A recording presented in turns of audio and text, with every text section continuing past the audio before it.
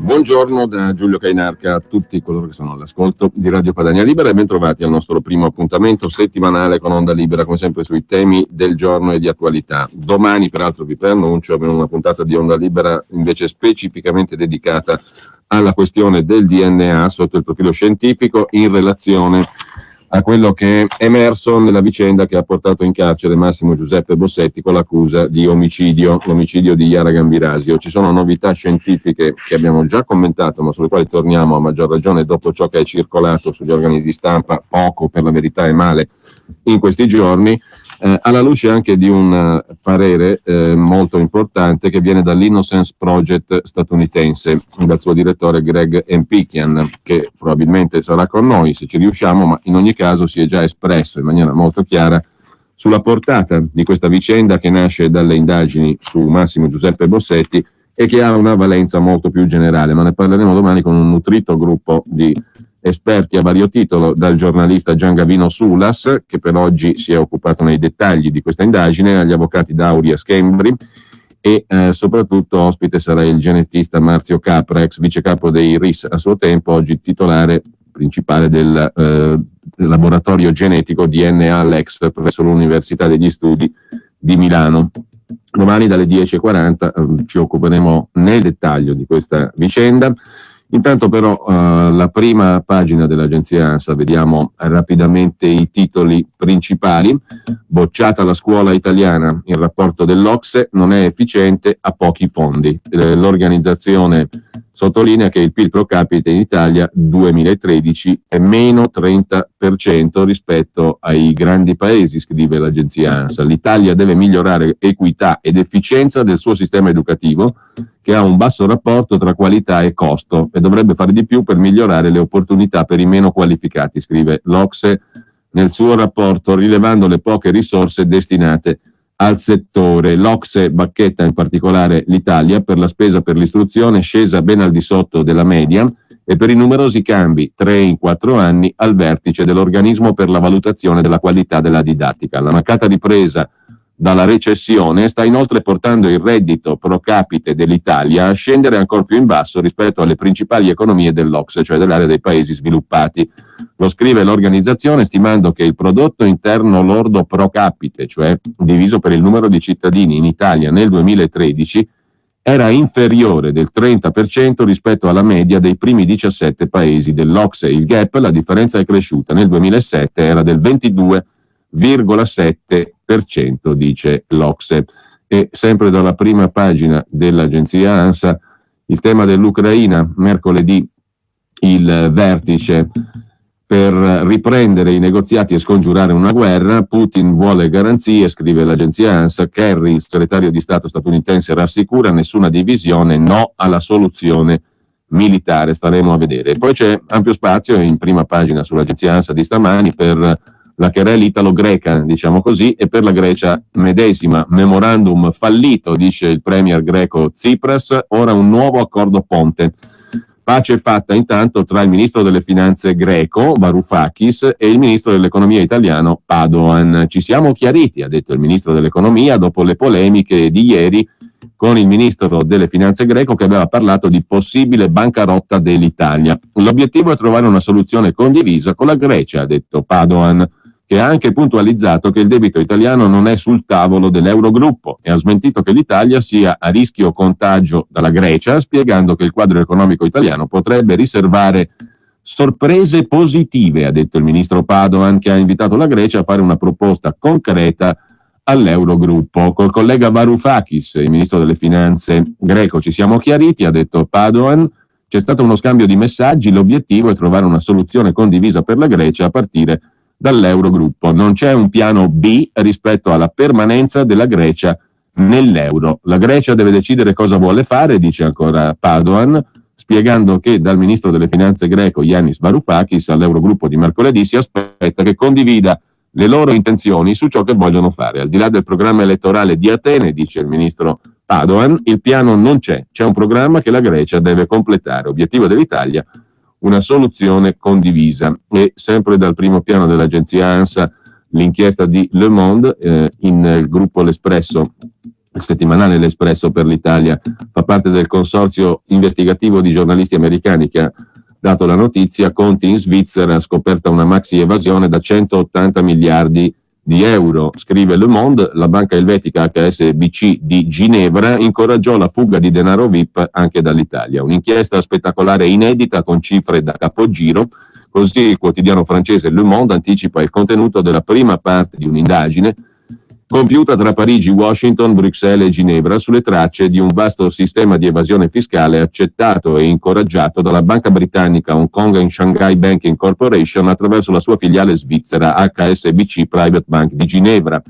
Le Monde afferma di essere venuto in possesso di dati bancari su scala mondiale relativi al biennio 2005-2007 che dimostrano una gigantesca frode su scala internazionale. Fra i VIP interessati, Le Monde anticipa i nomi dell'attore francese Gad Elmaleh, compagno di Charlotte, figlia di Carolina di Monaco, del re del Marocco Mohammed VI, dell'attore americano John Malkovich. Vacillano, secondo il giornale francese, i vertici bancari di mezzo mondo. E mentre Le Monde anticipa la maxi inchiesta, Repubblica, citando un prossimo articolo dell'Espresso, ricorda che la lista Falciani, dall'ex funzionario di banca che ha divulgato il tutto, in cui apparivano 7.000 nomi italiani, tra i quali quello dello stilista Valentino Garavani, Flavio Briatore e Valentino Rossi, sono i 3 nomi citati dai giornali.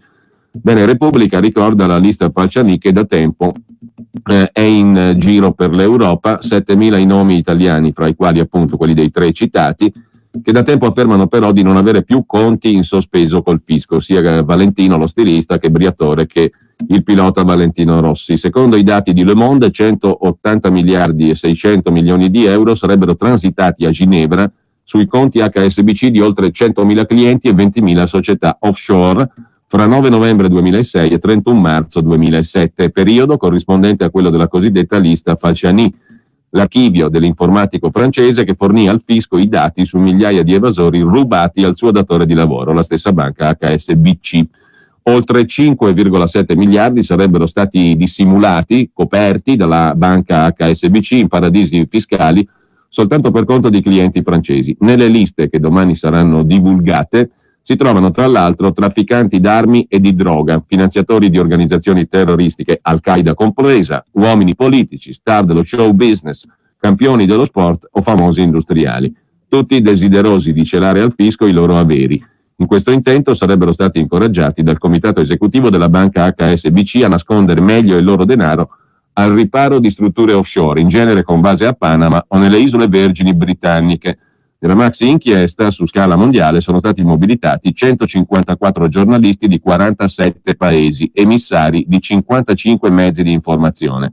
HSBC Private Bank di Ginevra, le autorità politiche e giudiziarie svizzere contestano invece fin dall'inizio della vicenda le cifre del fisco e della giustizia francese, oltre alla liceità dell'uso dei dati che, ricordano, provengono pur sempre da un furto, quello del funzionario bancario Hervé Falciani. Sempre poi dalla prima pagina dell'ANSA, oltre alle parole del ministro Padoan, forse dalla crescita avremo delle buone sorprese, e alla sua querelle con l'omologo greco, c'è anche notizia di un arresto a Palermo, un'operazione antimafia contro clan palermitani è stata portata a termine la notte scorsa dai carabinieri, dalla squadra mobile della questura di Palermo e dal nucleo speciale polizia valutaria. Arrestato tra l'altro un consigliere comunale. Una trentina di persone è stata arrestata con le accuse di associazione mafiosa, estorsioni e rapine. In cella per tentata estorsione aggravata dal metodo mafioso è finito anche un consigliere del comune di Palermo. Numerose le vittime che, superando il muro dell'omertà, hanno ammesso di essere state costrette a pagare il pizzo. Il consigliere comunale arrestato è Giuseppe Faraone, 69 anni, ex esponente del centrodestra, passato alla lista del governatore Crocetta, la lista Il Megafono. Accusato di concorso in tentata estorsione, avrebbe chiesto soldi a un imprenditore per conto del boss di San Lorenzo Francesco D'Alessandro. Giuseppe Faraone, ex deputato regionale, poi assessore provinciale, È stato esponente dell'UDC e si è candidato con la lista Amo Palermo al Consiglio Comunale, prima di approdare poi al megafono la lista del presidente Crocetta, risultando il primo dei non eletti al Parlamento siciliano nel 2012. L'ordine di custodia cautelare nei suoi confronti è stato firmato su richiesta della procura del procuratore Teresi. Il sindaco di Palermo, Leoluca Orlando, ha disposto l'adozione di ogni provvedimento a carico del consigliere comunale Giuseppe Faraone. E sempre dal primo piano dell'ANSA l'ultima notizia, la pagina dell'umorismo, diciamo così, l'angolo del buon umore. Enrico Zanetti è il nuovo segretario di Scelta Civica. Hanno votato per lui il 93,89% dei delegati al congresso del partito, che fu di Mario Monti.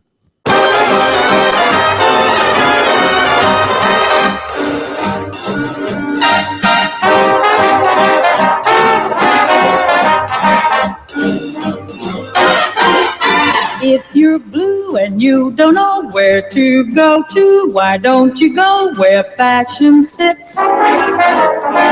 Putting on the Ritz. Different types to wear a day coat, pants with stripes and cutaway coats, perfect fits. Putting on the Ritz.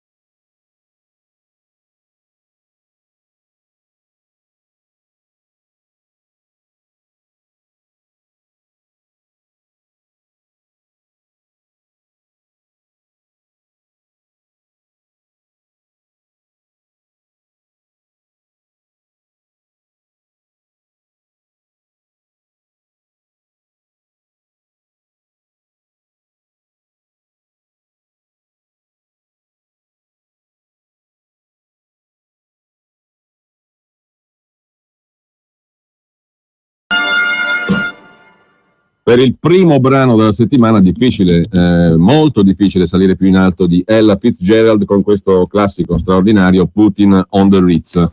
Intanto io ringrazio Diego, ascoltatore, che mi ha mandato via mail una notizia che non abbiamo potuto leggere in settimana perché è pubblicata sul quotidiano di Bergamo, l'Eco di Bergamo, e che ha a che fare con un fatto di cronaca piuttosto significativo. Espone la bandiera israeliana, arrivano insulti e grida pro Stato islamico. Il fatto è accaduto a Bergamo e lo ha raccontato il quotidiano locale, l'Eco di Bergamo, giovedì scorso. Insulti alla bandiera esposta da un cittadino sulla facciata della sua casa nella via principale di Carvico per la giornata della memoria. Il fatto è accaduto il 27 gennaio scorso, ne ha dato notizia all'Eco di Bergamo giovedì scorso, era la giornata della memoria, il 27 gennaio. Il fatto è arrivato all'attenzione di un esponente del consolato americano a Milano e della comunità ebraica. Vittima degli insulti Francesco Brembilla, pittore 57enne. La bandiera, secondo la ricostruzione, ha attirato l'attenzione anche di un gruppetto di ragazzini di origine straniera. Saranno stati una quindicina fra i 12 e i 14 anni, ricorda Brembilla, ragazzini di origine araba, forse marocchini. Per tutto il giorno hanno suonato il mio campanello per disturbare e poi scappare. Nel pomeriggio hanno iniziato a insultare la bandiera israeliana, ballando sotto le mie finestre e gridando anche "Viva l'ISIS, viva l'ISIS", parole a cui Brembilla non ha voluto dare seguito per evitare che la situazione degenerasse, ha scritto l'Eco di Bergamo, dando conto della vicenda. Tra l'altro Francesco Brembilla, pittore, vive e lavora a Carvico e è stato anche negli anni scorsi, le sue opere sono state esposte al Consolato degli Stati Uniti d'America a Milano. Evidentemente questa qualità, diciamo così, insieme al fatto di avere esposto la bandiera israeliana, lo hanno reso oggetto di queste poco piacevoli attenzioni da parte di giovanissimi di origine araba, forse marocchini, dice lo stesso Brembilla, tra i 12 e i 14 anni. Stai ascoltando Radio Padania Libera. C'è chi segue le mode e chi le crea. Lancia Y. Insegui uno stile unico, il tuo. Gamma Y ancora da 9.950 euro. In più 5 anni di finanziamento con anticipo 0, TAN 0 e TAEG 271. Offerta valida fino al 28 febbraio. Salvo approvazione FCA Bank. Info su lancia.it. Scoprila sabato 14 e domenica 15. Sai che in futuro non andremo più in ufficio, perché saremo tutti collegati da remoto. Potremo anche scegliere di lavorare in spiaggia. Beh, questa sì che sarebbe una scelta intelligente. Supero l'Inclusive Unlimited, la scelta intelligente per il tuo business. Chiamate, messaggi, internet e ADSL, tutto illimitato da fisso e da smartphone a €44,95 al mese, no tax. Traffico illimitato salvo uso contrario a buona fede e correttezza. Scade il 22 febbraio. Vieni nei negozi Wind o visita winbusiness.it. Ed eccoci in uno dei posti più esclusivi della città. Prego, seguitemi all'interno. Vedete? Sedili con inserti in alcantara, volante multifunzione in pelle traforata. Tutto è curato nel minimo dettaglio. Scopri la nuova Tiguan Cityscape, la più esclusiva tra le Tiguan. E a febbraio con progetto valore Volkswagen, gamma Tiguan da €199 al mese, TAN 3,99, TAEG 5,57, anticipo 6.810 euro. E dopo 3 anni puoi sostituirla, rifinanziarla o restituirla. Info su Volkswagen.it. Per la tua pubblicità su Radio Padania Libera, chiama il numero 02 66 23 44 22. E adesso, prima di tornare alle altre notizie, un paio meritano un approfondimento fra quelle di oggi, ci sono alcune curiose questioni sollevate dal quotidiano La Notizia, che vi ricordo è raggiungibile anche su internet all'indirizzo lanotiziagiornale.it. Notizie, per carità, forse minori, però mica tanto, perché parliamo in questo caso per esempio di un appalto da €1 miliardo, un cortocircuito anzi da €1 miliardo su un maxi appalto elettrico. La società che aveva fatto man bassa di lotti in questo appalto, anzi li ha presi tutti, ora attacca il Ministero del Tesoro. Un appalto così elettrico, scrive Stefano Sansonetti, che qualcuno si è già preso una bella scossa. Il fatto è che tra furbizie e rivendicazioni varie, quella che potrebbe delinearsi nei prossimi mesi è una vera battaglia. Sul piatto c'è quasi €1 miliardo. Quello che difficilmente ci si sarebbe aspettati è che la società che si è pappata tutti i 10 lotti del super appalto pubblico, cosa mai avvenuta prima, adesso voglia ricontrattare con lo Stato le condizioni della fornitura, pena un possibile corollario di carte bollate. Al centro della scena c'è l'appalto per la fornitura di energia elettrica alla pubblica amministrazione, appalto aggiudicato dal Ministero del Tesoro, guidato dal ministro Padoan, alla società Gala SPA nell'ottobre dell'anno scorso. In ballo c'è la fornitura di un tetto massimo di 5.760 gigawattora al costo di €915 milioni. Tra l'altro la società Gala è un gruppo privato attivo nel settore energetico, nato dopo la liberalizzazione cosiddetta dell'energia, che si occupa di vendita di energia elettrica e gas e di produzione da fonti rinnovabili e miglioramento dell'efficienza energetica. È tra i primi operatori del settore elettrico e soprattutto è leader in Italia nella fornitura di energia alla pubblica amministrazione. Ha avuto uno sviluppo notevolissimo, in particolare negli ultimi 2-3 anni. È una società romana, la Gala, relativamente piccola, ma che è diventata lo spauracchio, come scrive il quotidiano Energia del 12 aprile, già nel 2013 per la verità. Questa società romana, Gala SPA, è diventata lo spauracchio di tutte le ex municipalizzate italiane che vogliono conservare la fornitura di elettricità ai comuni soci. Gala è un operatore che ha strappato tra l'altro alla Iren di Torino il contratto col comune di Torino già nel 2013, poi ha fatto il bis con la AGSM di Verona, con un ribasso rispetto alla base d'asta di 25.000 euro su una fornitura che ne valeva 4 milioni. Dal punto di vista economico, le utility, le aziende che forniscono servizi energetici non sembrano così desiderose di continuare a rifornire i comuni soci. La stessa Iren aveva rinunciato a partecipare, per esempio, alla gara per Torino. Gala si è specializzata in questi anni nel vincere bandi della Consip, che è l'ente pubblico che gestisce i bandi per la fornitura alle pubbliche amministrazioni. Tra i clienti di Gala anche Banca d'Italia, ENAV e Autostrade. Controllata al 100% da Filippo Tortoriello e Fiorenza Allegretti, la società Gala nacque nel 1980 come società di ingegneria, la Costen. Dal 2001, anno della liberalizzazione, è entrata nella rete vendita di elettricità, poi nelle rinnovabili e nell'efficienza energetica, e infine nel gas nel 2012.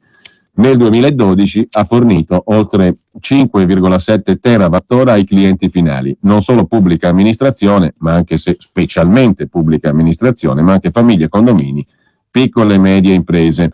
E ha puntato anche in Cina, dove nel 2011 è stata inclusa nella short list del progetto Low Carbon Shanghai. Dunque l'azienda di Tortoriello, la Gala SPA, ha vinto tutti i lotti dell'appalto, cosa mai successa. Subito una sorpresa, a differenza infatti delle edizioni passate, i 10 lotti in cui era diviso il servizio gestito, la gara gestita dal Ministero del Tesoro per fornire energia elettrica alla pubblica amministrazione italiana, tutti e 10 i lotti sono stati assegnati tutti quanti a Gala, appunto, società di servizi energetici controllata dall'imprenditore Filippo Tortoriello. Sulla carta il colpaccio era più unico che raro, tale da suscitare l'invidia degli altri 8 operatori che avrebbero voluto mettere le mani almeno su qualche lotto. Poi è successo quello che non ci si aspettava. Si dà infatti il caso che non molto tempo fa Gala abbia preso carta e penna e scritto alla Consip, la società di approvvigionamento del Tesoro, che ha aggiudicato a Gala tutti e 10 i lotti. Oggetto della lettera è una richiesta di ricontrattazione dei prezzi del servizio fornito per una sopraggiunta eccessiva onerosità della fornitura. Ma come? Prima ti metti in cascina 10 lotti che potrebbero fruttarti 1 miliardo di euro e poi ti lamenti? Il diavolo sta nei dettagli, racconta sulla notiziagiornale.it Stefano Sansonetti. Il punto è che i prezzi dell'energia elettrica da fornire alla pubblica amministrazione vengono determinati mensilmente sulla base di un indice, il Consip Power Index, utilizzato dalla Consip, la società del Tesoro che si occupa di rifornire la pubblica amministrazione, è legato alle quotazioni del petrolio Brent. Nell'ottobre 2014, quando la maxi gara è stata assegnata, eravamo a $85 al barile. Non molti mesi prima il valore era abbondantemente superiore ai $100. Oggi è colato a quota 57. Perciò Gala ritiene che i prezzi di fornitura calibrati mensilmente sull'indice Consip siano troppo svantaggiosi e chiede la ricontrattazione. Sta di fatto appunto che Gala ha nel suo consiglio di amministrazione, oltre al proprietario Filippo Tortoriello naturalmente, l'ex amministratore delegato della Banca Nazionale del Lavoro Davide Croff e l'ex presidente della stessa Consip Gustavo Piga, economista la cui esperienza nella società del Tesoro è relativa al triennio 2002-2005. Sono sempre interessanti, diciamo così, le spigolature sul mondo degli affari legato alla politica in Italia, mentre sempre dal quotidiano La Notizia c'è da segnalare anche l'articolo di Clemente Pistilli sul tesoriere di Renzi, tesoriere della sua fondazione, l'avvocato Alberto Bianchi, che è stato messo anche nel consiglio di amministrazione dell'ENI. 6 giorni, 144 ore, un lasso di tempo molto breve, ma sufficiente a far incassare a 2 avvocati 5 milioni di euro e a farne perdere quasi 5, 4 milioni e 700 mila allo Stato italiano. È il lasso di tempo, 144 ore, 6 giorni, trascorso tra l'ok a una maxi parcella e una legge che poneva un tetto alle spese per avvocati e consulenze tecniche della EFIM SPA, finanziaria del sistema delle FU partecipazioni statali. Lo stesso spazio temporale che ha salvato l'avvocato Alberto Bianchi, che è noto soprattutto per essere il presidente della renziana Fondazione Open, dal dovere di risarcimento. Con una sentenza d'appello della Corte dei Conti è stata infatti messa la parola fine all'ennesima storia di denaro pubblico bruciato dall'ente Partecipazioni e Finanziamenti Industrie Manifatturiere, l'EFIM, società messa in liquidazione dopo aver accumulato debiti per 18.000 miliardi di vecchie lire ed essersi guadagnata la fama di ente spazzatura. L'EFIM fu protagonista di una serie di salvataggi aziendali rivelatisi fallimentari e fu messa in liquidazione nel lontano 92. I beni della società pubblica vennero incamerati da Ligestra SRL, una finanziaria controllata totalmente da Fintecna, che a sua volta è sotto il controllo della Cassa Depositi e Prestiti. L'incarico di commissario liquidatore venne affidato all'avvocato Alberto Bianchi, pistoiese d'origine, impegnato professionalmente a Firenze, dove è diventato uno degli uomini più vicini a Matteo Renzi, sia come avvocato civilista di Renzi, che soprattutto come presidente della fondazione Open, cioè la cassaforte di Renzi, impegnata nella gestione delle donazioni e nell'organizzazione di eventi per conto di Renzi. Il legale nella fondazione lavora gomito a gomito con Marco Carrai, Luca Lotti e la ministra Maria Elena Boschi, insomma il cerchio magico di Renzi. Sempre Bianchi, nel maggio scorso, è stato inserito poi dal governo nel consiglio di amministrazione dell'Enel. Dal 2007 l'avvocato Bianchi è commissario ad acta per le società in liquidazione coatta amministrativa gestite sempre da Ligestra SRL, la società della Cassa Depositi e Prestiti, che ha ereditato anche l'EFIM sostanzialmente, ed è presidente del consiglio di amministrazione delle edizioni di storia e letteratura. Tra i vari incarichi, l'avvocato Bianchi lavora anche con Confindustria Firenze e con la regione Toscana.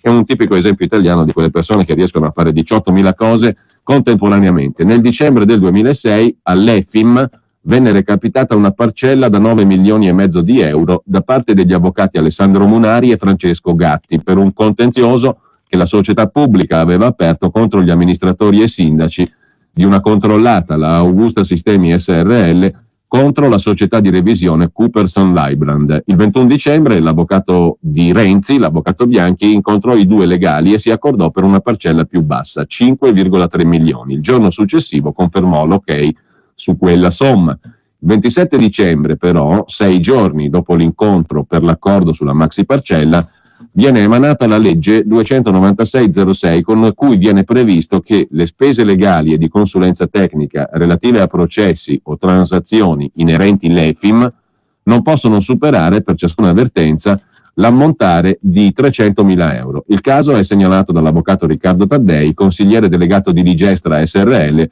alla Procura di Roma. La Corte dei Conti nel 2013 condannò l'avvocato di Renzi, l'avvocato Bianchi, a risarcire i 4,7 milioni persi, considerando che il contenuto della legge del 2006 era stato ampiamente anticipato dalla stampa specializzata. Il liquidatore, l'avvocato di Renzi, ha fatto appello e i giudici contabili nel processo di secondo grado ora lo hanno assolto, risarcendolo anche delle spese legali. Per la Corte dei Conti d'Appello a nulla rileva il fatto che il contenuto della normativa fosse noto e per fondare una condanna per colpa grave sarebbe stato necessario qualche ulteriore elemento di maggior spessore che non la presumibile conoscenza di un'ipotesi di legge che avrebbe anche potuto non vedere mai la luce. In sostanza, Bianchi è salvo, se no avrebbe dovuto rimetterci 5 milioni e 300.000 euro, 5 milioni anzi. In compenso però con questa pronuncia pro avvocato di Renzi lo Stato ce ne perde quasi 5 di milioni di euro. E sempre sul tema dei soldi pubblici, e ancora dal quotidiano La Notizia, l'articolo di Stefano Sansonetti, l'inchiesta sui mandarini di Stato che fanno lezioni di lobby in corsi organizzati da società private. Sono le strade del lobbismo che in Italia continua a non essere regolamentato e che sembrano essere infinite. Sempre più spesso le strade del lobbismo attirano anche alti mandarini di Stato. Capita così che alcuni funzionari ministeriali vengano reclutati da società private per tenere corsi di relazioni istituzionali. Ad esempio c'è l'iniziativa in programma dal 5 febbraio organizzata dalla società di consulenza ADL Consulting, che in pratica ha messo su un corso intensivo in relazioni istituzionali e public affairs. Si tratta di vere e proprie lezioni di lobbismo indirizzate a tutti coloro che si occupano all'interno delle aziende di rapporti con le istituzioni, cioè i lobbisti, giusto appunto. Naturalmente le lezioni non possono prescindere da un corpo docente chiamato a impartirle. ADL Consulting ha reclutato un drappello di gran commì pubblici.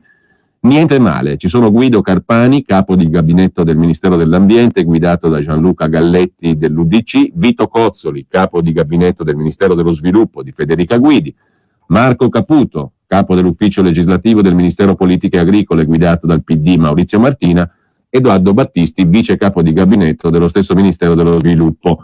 Con altri professori del settore privato terranno un ciclo di 20 ore di lezioni in 4 incontri. Il corso mira ad approfondire le dinamiche decisionali in Parlamento attraverso lezioni di diritto costituzionale parlamentare e studio delle tecniche di drafting legislativo.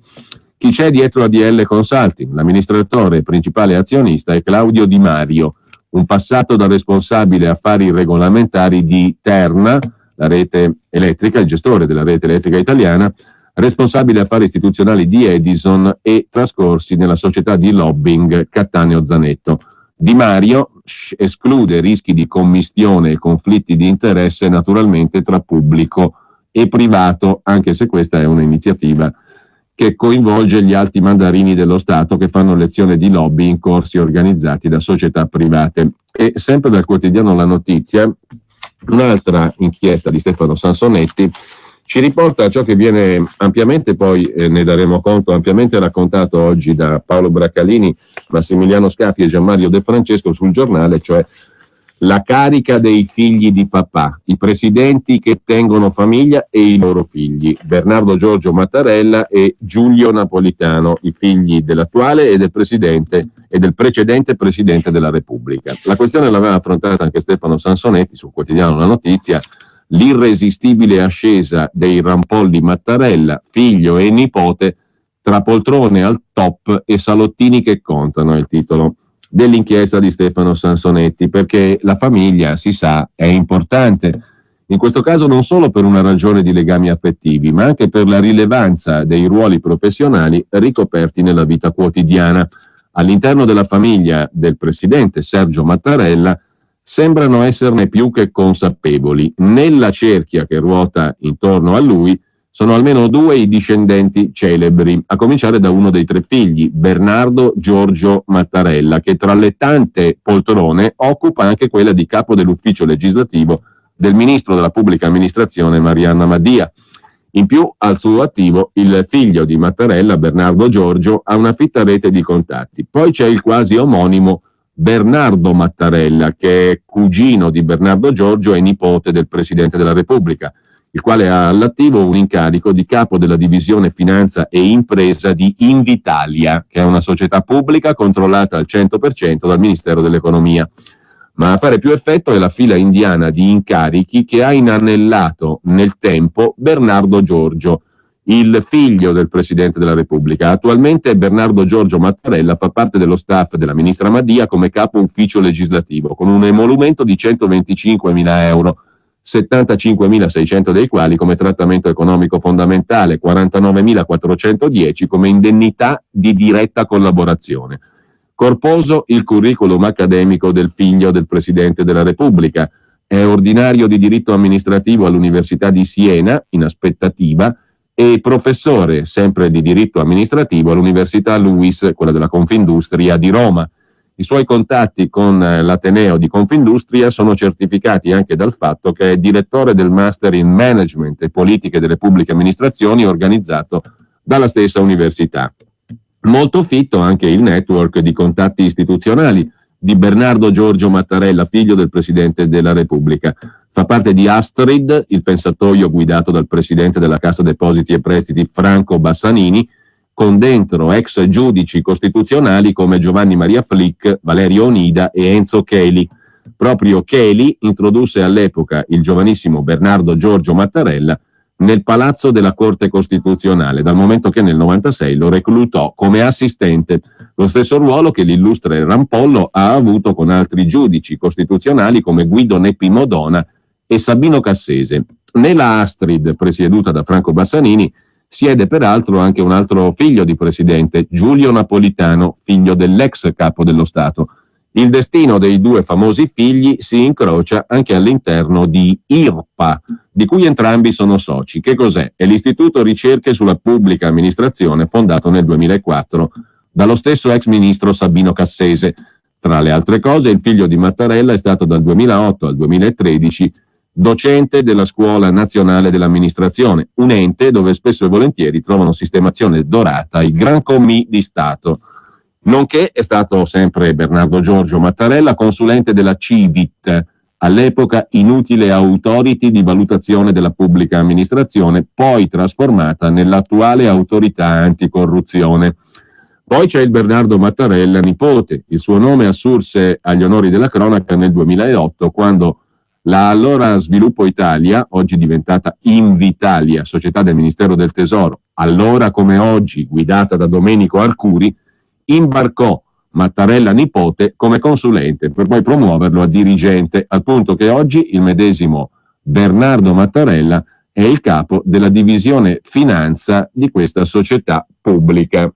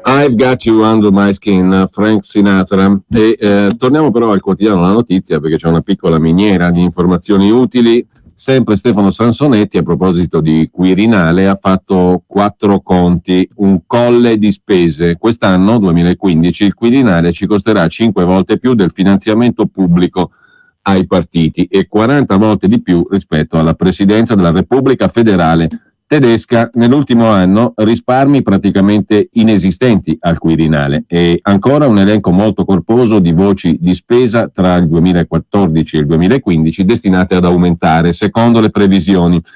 Ma il dato più sorprendente è che proprio nel 2015, quest'anno, il Quirinale costerà ai contribuenti 5 volte più dell'odiato finanziamento pubblico dei partiti, almeno quello di competenza dello stesso anno in corso. Senza contare che particolari incrementi di costo si concentrano sulla tenuta di Castel Porziano, dove crescono le spese di assicurazione, affitto e gestione dei mezzi agricoli, gestione forestale e faunistica, interventi di valorizzazione e tutela ambientale. La tenuta di Castel Porziano fu teatro, lo ricorderete, delle gesta dell'allora segretario del Quirinale Gaetano Giffuni, che da un canile ricavò una ottima villa rurale, agreste, diciamo così. Il fatto è che il Quirinale, anche dopo i tentativi di razionalizzazione delle spese, ha un corpaccione che pesa parecchio sulle non floride casse dello Stato. Con questo stato di cose, tra l'altro, dovrà fare i conti il successore di Giorgio Napolitano, cioè Sergio Mattarella. Il punto di partenza è la previsione di spesa per il 2015. Siamo a 236 milioni e 800 mila euro. Insomma, ogni giorno siamo sui 700-800 mila euro di costo per il Quirinale. Ogni giorno che il buon Zeus manda in terra, il Quirinale ci costa ben più di $500,000 di euro al giorno. Il risparmio rispetto alla previsione del bilancio 2014 è irrisorio, appena 100.000 euro, ma il Quirinale ha fatto notare che rispetto al dato assestato 2014 la riduzione di spesa sarebbe di 3,1 milioni. Peraltro si tratta di una comparazione contabile che non funziona, visto che confronta dati disomogenei. Il vero paragone si potrà fare solo con il dato assestato del 2015. Naturalmente, per far fronte a queste spese, il Quirinale usufruisce di una consistente dotazione a carico del bilancio dello Stato, che per il 2015 è stata fissata in 224 milioni di euro. È sorprendente notare che questa cifra corrisponde, grosso modo, a 5 volte la tranche di finanziamento pubblico ai partiti prevista per quest'anno, cioè 45,5 milioni di euro. Anche se per una svista nella legge di abolizione del finanziamento che avrebbe scordato di attivare i rimborsi per europee e regionali, questa cifra potrebbe risultare sensibilmente inferiore. I 224 milioni di dotazione scendono di 4 milioni rispetto all'anno precedente, di 7 milioni rispetto al 2009, spiega la nota illustrativa al bilancio di previsione 2015. Ma il documento ricorda che proprio di 224 milioni di euro era la dotazione del Quirinale nel 2007. Insomma, significa che negli anni della crisi, esplosa nel 2008, lo Stato ha addirittura versato più soldi al Quirinale, ma il Colle precisa che tenendo conto dell'inflazione, la riduzione reale della dotazione sarebbe del 13% fra 2007 e 2014. All'interno del bilancio di previsione 2015 spuntano i diversi aumenti di spesa. Confrontando categorie omogenee, cioè i vari bilanci di previsione, viene fuori che per servizi accessori e collaborazioni esterne sono stati messi in conto 217.000 euro contro i 157.000 del 2014, nonostante poi ci siano più di 1.200 persone già impiegate al Quirinale, ma c'è bisogno di servizi accessori e collaborazioni esterne. Le spese per l'hardware passano dai 270.000 euro del 2014 ai 290.000 del 2015. Per la gestione del parco auto e mobilità si prevede una spesa di 660.000 euro, grosso modo 2.000 euro al giorno, compresi i sabati e le domeniche, in aumento rispetto ai 570.000 del 2014 e del 2013. Poi c'è la sfilza dei costi per la tenuta di Castel Porziano. Le spese di assicurazione della tenuta presidenziale passano da 47.000 a 75.000 euro. la locazione e gestione dei mezzi agricoli da 310.000 a 338.000 euro. Siamo a 1.000 euro al giorno per la locazione e gestione di mezzi agricoli della tenuta presidenziale di Castelporziano. La gestione forestale e faunistica da 135 sale a 145.000 euro, la valorizzazione e tutela ambientale da 175 a 190.000. Manutenzione delle varie proprietà peraltro costa parecchio. La stessa nota illustrativa previsionale 2015 dice che la gestione e manutenzione degli immobili e del compendio naturalistico del Quirinale, comprensivo di Castelporziano e Villa Rosebery a Napoli, si porta via qualcosa come 30 milioni di euro all'anno. 30 milioni di euro all'anno vuol dire quasi 2,5-3 milioni al giorno. Tra le altre al mese, tra le altre voci di spesa, quelle per agenzie, pubblicazioni e banche dati si attestano sui 560.000 euro, in aumento rispetto ai 510.000 del 2013. Stabili a 20.000 euro i costi per servizi fotografici e video, 140.000 per le iniziative di comunicazione, 170.000 per studi e ricerche. Niente male per un corpaccione in cui i pesi maggiori derivano dalla retribuzione del personale. Complessivamente erano a fine 2014, mi sbagliavo, non 1.200, 1.636 i dipendenti del Quirinale. E poi le pensioni. Gli stipendi del personale del Quirinale succhiano 104,6 milioni di euro, le pensioni 92,1 milioni.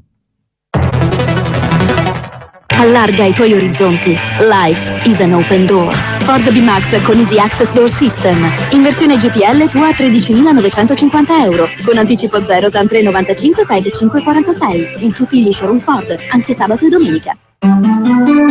Per test nuovo Fiat Doblò cercasi bambino, anche prima esperienza con ottima conoscenza del settore biberon e trasporto giocattoli ingombranti, preferibilmente triciclo munito e disponibile a frequenti spostamenti dai nonni. Progettato da Fiat, testato dalle famiglie e dai bambini, il nuovo Doblò è a prova di vita. Oggi tuo da 14.950 euro con clima e 7 posti inclusi nel prezzo. In più 5 anni di finanziamento, anticipo 0, TAN 0, TAEG 1,81. Salvo approvazione FCA Bank. Info su fiat.it fino al 28 febbraio.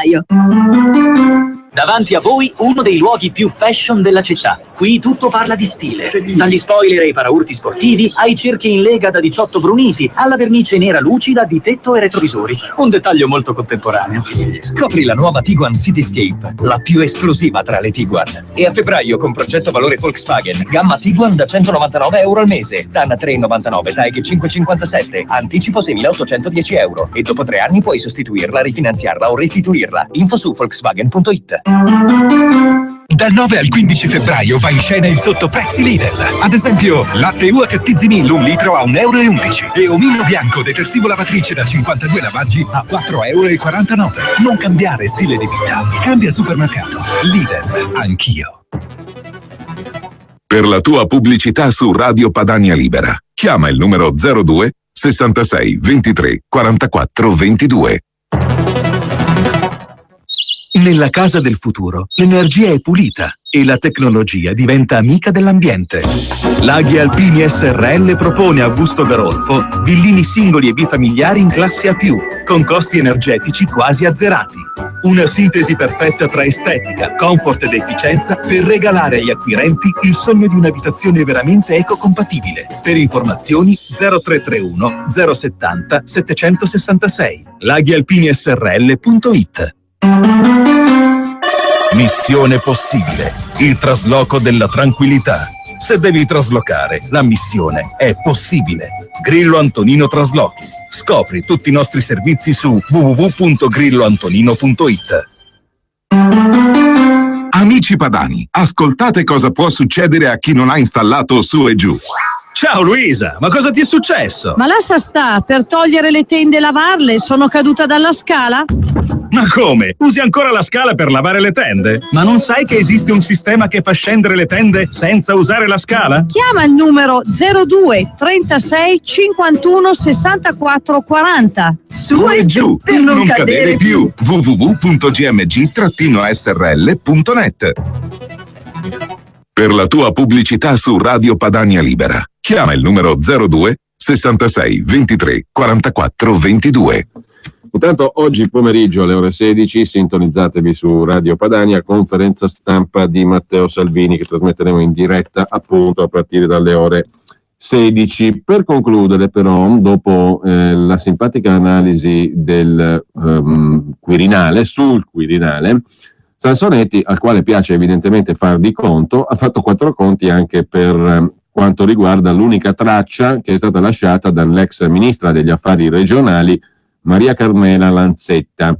Stipendi fino a 200.000 euro e uno stuolo di collaboratori. Questo è l'unico lascito dell'ex ministra Lanzetta, il Ministero per gli Affari Regionali, in un'epoca di ipercentralismo. Evidentemente aveva già poca ragione d'essere prima, tanto meno ce l'ha adesso, infatti non esiste più sostanzialmente.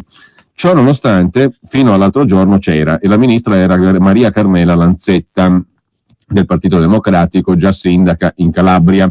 Un anno praticamente impalpabile, almeno dal punto di vista delle misure prese dal suo ministero, ma anche dell'immagine. Difficile anche all'interno del governo trovare qualcuno in grado di mettere a fuoco quali tracce abbia lasciato Maria Carmela Lanzetta, ex ministro PD per gli affari regionali, che si è dimessa qualche giorno fa dal governo guidato da Matteo Renzi. Se però la brevissima parabola della ministra Lanzetta non ha lasciato impronte epocali dal punto di vista del governo, di sicuro ne ha lasciate sulle casse pubbliche. Perché nella pur brevità dell'anno trascorso, l'ex ministra Lanzetta non si è fatta mancare il tradizionale stuolo di collaboratori e uomini di staff, con stipendi di entità non proprio trascurabile. Nessuno vuol mettere in discussione la storia della ministra Lanzetta, già sindaco anti-'ndrangheta di Monasterace, ma sta di fatto che si è dimessa dal governo per entrare, a quanto pare, nella giunta regionale della Calabria, salvo poi fare marcia indietro in polemica con la presenza di un assessore sfiorato da una vicenda di voto di scambio. Al di là di questo, però, viene da chiedersi il motivo per cui Renzi abbia voluto confermare un ministero che di fatto in un anno non è quasi mai esistito. Pesano sul groppone delle casse pubbliche però alcune spese fatte dall'inesistente ministero, in particolare quelle per gli stipendi dello staff che fino a pochi giorni fa ha assistito la ministra Lanzetta. A parte il compenso dell'ex ministra, 124.000 euro, spicca lo stipendio del suo capo di gabinetto del Ministero degli Affari Regionali, Luigi Fiorentino, 198.000 euro, anche se 92.000 di trattamento economico fondamentale sono erogati dall'amministrazione da cui proviene, cioè l'antitrust, che è pur sempre cosa pubblica. Tra i collaboratori dell'ex ministra Lanzetta anche un vice capo di gabinetto, Roberta Angelini, i cui dati di stipendio tuttora non sono riportati nelle relative schede. A capo dell'ufficio legislativo poi c'era Emanuela Garroni, prefetto, accreditata di un compenso complessivo di 172.000 euro. Anche in questo caso 123.000 sono erogati dall'amministrazione di partenza, che è pur sempre pubblica, il Ministero dell'Interno. Ancora dal Ministero dell'Interno proviene, anzi perché è ancora lì, Francesco Zito, capo della segreteria tecnica dell'ex ministro Lanzetta. Per lui uno stipendio di 90.000 euro, 63.000 dei quali versati dal Ministero dell'Interno. Al gruppo si è aggiunta anche Chiara Muzzi, capo ufficio stampa, che fra trattamento economico fondamentale di 45.900 euro e indennità di diretta collaborazione 34.830 euro, vanta un totale di più di 80.000 euro. L'indennità di diretta collaborazione è una simpatica voce alla quale paiono ricorrere in molti nei ministeri e negli enti pubblici, perché allo stipendio base si aggiunge l'indennità di diretta collaborazione, che per un capo ufficio stampa, un capo ufficio legislativo, il capo di gabinetto e compagnia bella è abbastanza ridicola come definizione, perché è logico che ti chiamano a fare il capo ufficio stampa, a fare il capo dell'ufficio legislativo o il capo di gabinetto e tu con chi collabori? Col ministro che ti ha chiamato, però hai un'indennità di collaborazione aggiuntiva rispetto al trattamento economico fondamentale. Poi c'è il gruppetto degli immancabili consiglieri di Stato, in questo caso tutti in materie giuridiche. Si parte con Andrea Patroni Griffi, un cognome, un ricordo, che svolge l'attività peraltro a titolo gratuito. Poi c'è Giovanni Savini che invece si intasca 95.000 euro, di cui 55.700 versati dal Ministero dello Sviluppo. Infine, sul sito del Ministero degli Affari Regionali, tra i consiglieri giuridici dell'ex ministro Lanzetta era riportata anche Chiara Meoli, il cui nome però non compare nella griglia aggiornata all'ottobre dell'anno scorso, dove sono riportati i dati sugli stipendi. Infine c'è pure il sottosegretario Gian Claudio Bressa del PD, che è deputato e quindi percepisce solo la corrispondente indennità, ma accanto a lui ci sono altri 3 consiglieri giuridici: Raffaele Bifulco 16.000 euro, Marco Olivetti 10.000, Giuseppe Carulli a titolo gratuito. A conti fatti, dunque, il ministero più impalpabile degli ultimi anni è andato avanti addirittura con 6 consiglieri giuridici. Molto difficile capire a cosa siano serviti.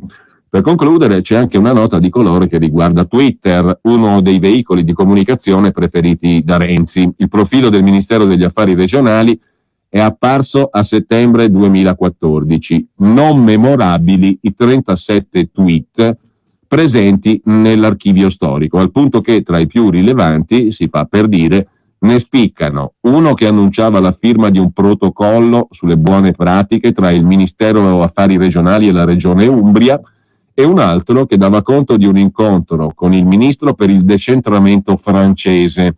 Davvero poca roba per l'ex ministro di un governo che è avvezzo a cinguettare molto, molto di più.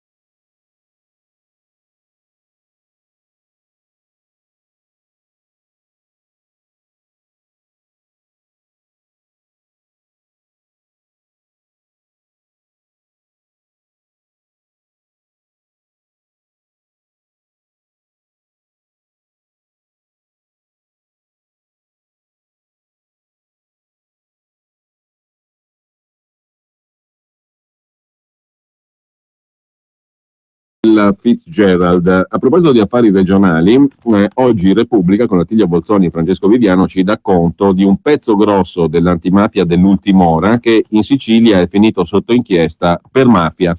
Uno dei volti nuovi dell'Italia antimafiosa, con rapporti stretti con più di un ministro e con tanti prefetti. È il presidente degli industriali siciliani, delegato per la legalità di Confindustria. Ci sono alcuni pentiti che parlano di lui e delle sue pericolose frequentazioni.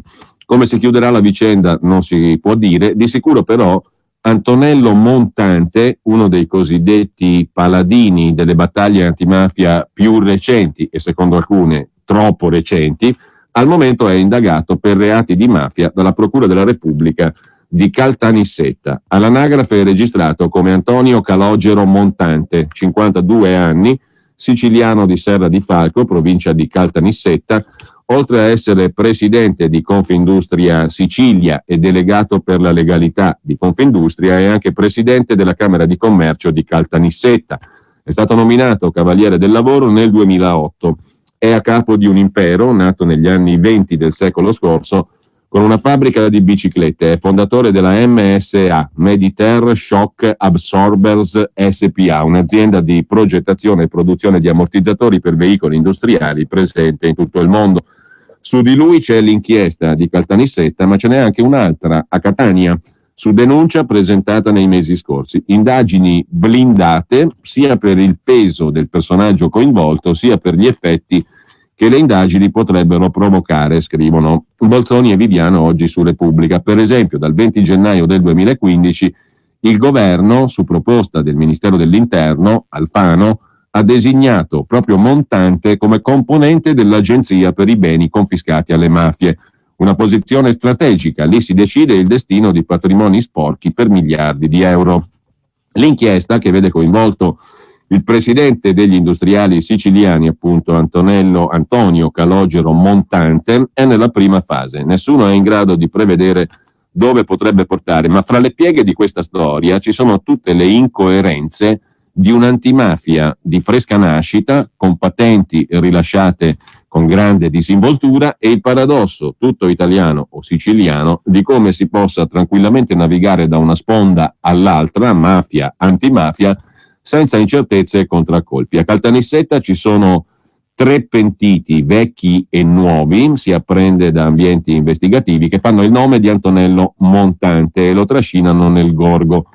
Uno è Salvatore Dario Di Francesco, mafioso di Serra di Falco, che è lo stesso paese del presidente della Confindustria Sicilia. Questo Di Francesco, arrestato un anno fa dalla squadra mobile, ha iniziato a raccontare di appalti pilotati nella zona e in particolare al consorzio ASI, Area di Sviluppo Industriale, dal 99 al 2004.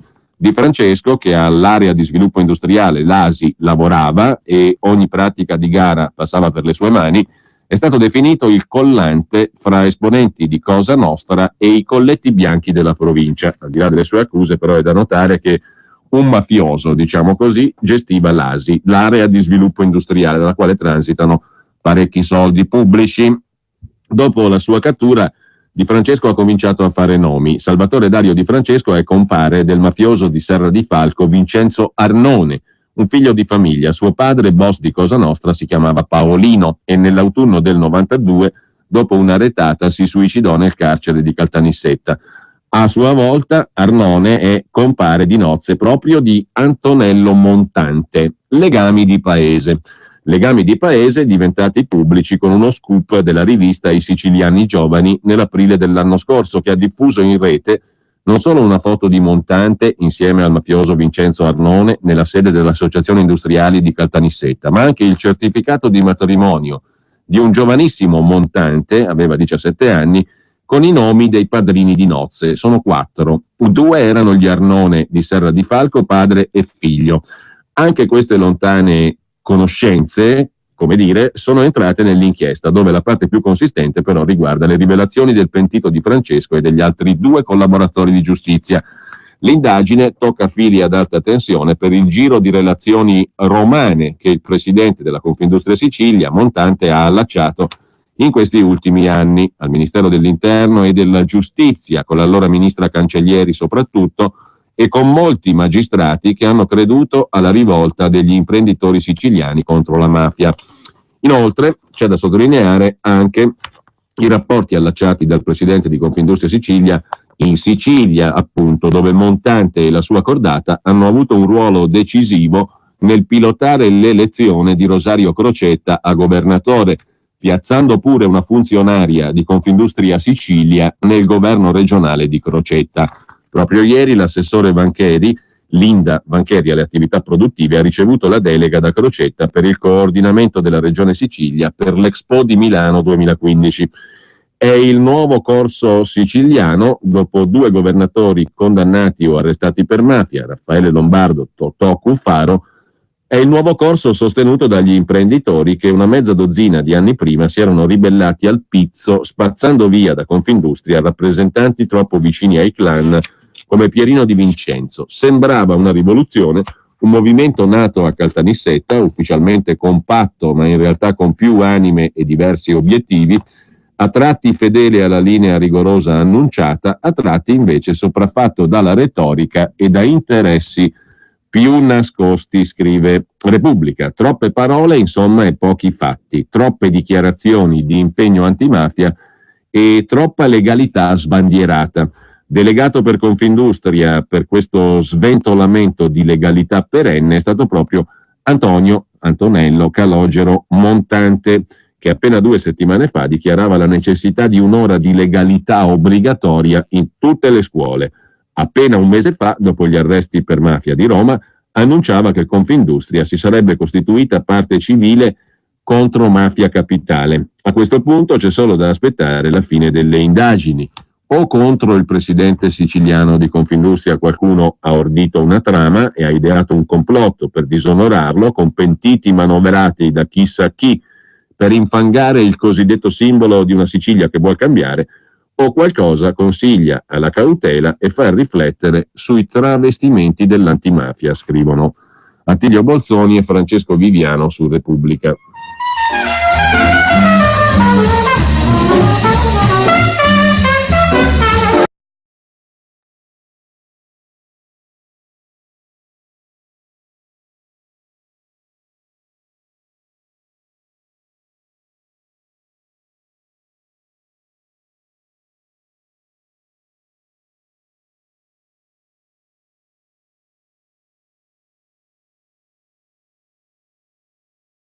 Qui c'è un'altra notizia pubblicata oggi dalla Stampa di Torino che conferma un cliché, un boom di assunzioni preelettorali. Calabria Etica, una fondazione pubblica, è finita nel mirino dei pubblici ministeri. Si chiama Calabria Etica, un nome che suona come una beffa, perché questa fondazione posseduta dalla Regione Calabria, che avrebbe dovuto avere come finalità il sostegno alle fasce deboli della popolazione, si sarebbe trasformata in una gigantesca fabbrica clientelare, contratti in cambio di sostegno elettorale. Nulla di nuovo sotto il sole calabro, a dir la verità. Comunque questa è l'ipotesi su cui lavora la Procura di Catanzaro, che ha delegato gli uomini del Nucleo Investigativo Sanità e Ambiente a esaminare 700 contratti a tempo determinato sottoscritti negli ultimi mesi, in particolare a 48 ore dalle elezioni regionali del 23 novembre scorso.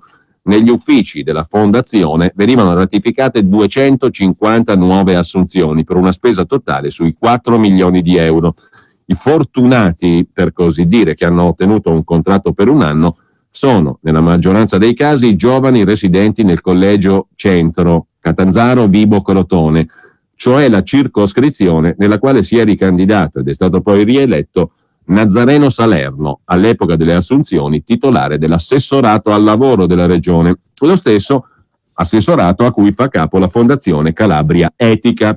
Ma non solo, la Fondazione Calabria Etica avrebbe continuato ad assumere fino a poche settimane fa decine di contratti per un importo di un altro 1.300.000 euro, unico denominatore comune, la città di residenza, tutti dalla Mezzia Terme in questo caso, dove il presidente della Fondazione Calabria Etica, Pasquale Ruberto, è in corsa per la poltrona di sindaco per il centrodestra, si vota a primavera. Una candidatura lanciata da Salerno all'indomani del successo alle regionali. Nazareno Salerno, l'assessore. Tra le assunzioni finite al vaglio degli inquirenti anche quella della compagna di Ruberto, il candidato sindaco alla Mezzia Terme, che dopo aver firmato nel marzo 2014 un contratto per un anno, il 10 dicembre ha avuto un nuovo incarico triennale da 114.000 euro come responsabile comunicazione. Con l'esplodere del caso, la donna ha deciso di dimettersi. Ruberto difende il suo operato. Tutti i contratti, dice, sono stati stipulati all'insegna della regolarità amministrativa. Ma per il presidente della giunta regionale, Mario Oliverio, siamo di fronte a quello che il presidente della Calabria ha dichiarato essere un rapporto distorto con il territorio. Proprio il neogovernatore, dopo il suo insediamento, aveva spedito gli ispettori nella sede della Fondazione Calabria Etica, scrive La Stampa con Gaetano Mazzucca da Catanzaro.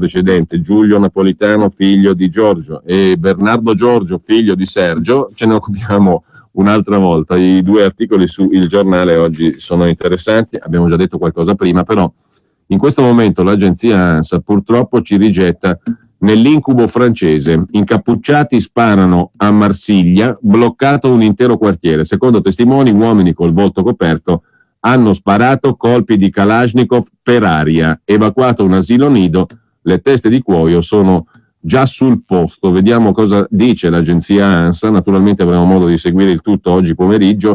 Un quartiere di Marsiglia, la Castellane, è stato totalmente bloccato dopo che diversi testimoni hanno parlato di uomini incappucciati che sparano in aria col Kalashnikov. È quanto scrive il sito internet di La Provence. Il direttore per la sicurezza pubblica, Pierre-Marie Bourniquet, mentre perlustrava la zona con una squadra di pronto intervento, ha udito una raffica di colpi di Kalashnikov a poche decine di metri dall'auto su cui viaggiava. Le teste di cuoio del GIPN sono nel quartiere di La Castellane, una delle zone più calde della banlieue di Marsiglia, dove, secondo testimonianze, ci sono uomini incappucciati appunto che sparano in aria coi Kalashnikov. Il personale e gli studenti di un asilo nido del quartiere La Castellane sono stati evacuati verso un edificio più sicuro, scrive il quotidiano La Provence, dopo i colpi di Kalashnikov uditi appunto in questa che è una delle zone più calde della banlieue di Marsiglia. Per il momento l'agenzia ANSA non dà ulteriori dettagli, purtroppo credo avremo modo di seguire, speriamo che vadano bene le cose, naturalmente che si fermino, che questi si limitino a sparare per aria, e avremo modo di seguire nel pomeriggio cosa succederà, appunto, cosa è successo. Speriamo che sia già finito e che non sia successo nulla di grave a nessuna persona a Marsiglia. Ci curiamo con la musica, ma perché queste notizie lasciano veramente il cuore distrutto. Colpi di Kalashnikov per le strade. Poi uno dice emergenza sicurezza. Comunque chiudiamo con un celeberrimo pezzo cantato da Ella Fitzgerald e Louis Armstrong, un antidoto musicale, direi, un antidoto musicale che ci accompagna verso il mezzogiorno. Dream a little dream of me, e sperando che sia un sogno e non un incubo, quello che abbiamo letto, lo scarno lancio di agenzia che abbiamo letto poco fa da Marsiglia.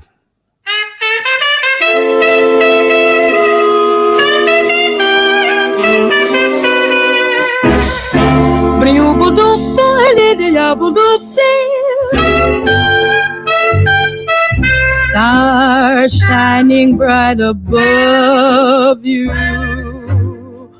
night breezes seem to whisper I love you, birds singing in the sycamore tree, dream a little dream of me. Say nighty-night and kiss me. Just hold me tight and tell me you miss me while I'm alone and blue as can.